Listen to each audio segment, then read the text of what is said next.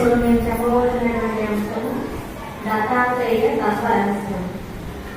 దత్తాత్రేయ సమారంభ దత్తరామావధూత మధ్యమా సదానంద నాగమాంబ పర్యంత వందే గురు పరంపరా.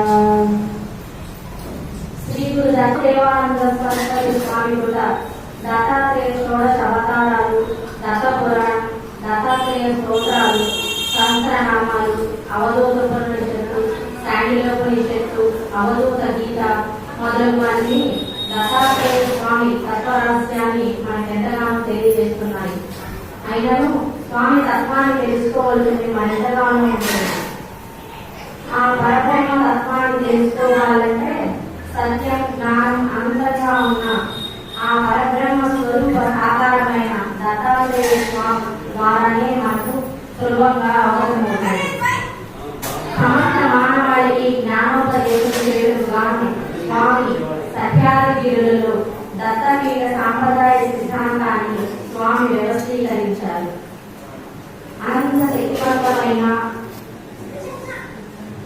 శక్తివంతమైన జ్ఞానమయమైన ఈ దత్తశక్తి ప్రతి విశ్వంలోని ప్రతి అణువణువు దత్తశక్తి నిండి ఉన్నది.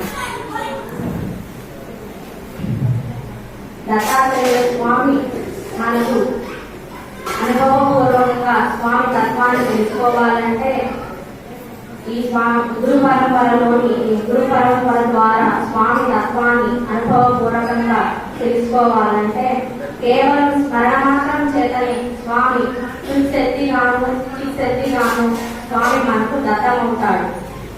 రుద్ర, బ్రహ్మ, విష్ణు ఈ ముగ్గురు మూర్తుల స్వరూప సాకారమైనటువంటి ముగ్గురు మూర్తుల రూపమే దత్త రూపం. ఈ అవకాశం ఇచ్చినటువంటి గురువు గారికి నమస్కారం.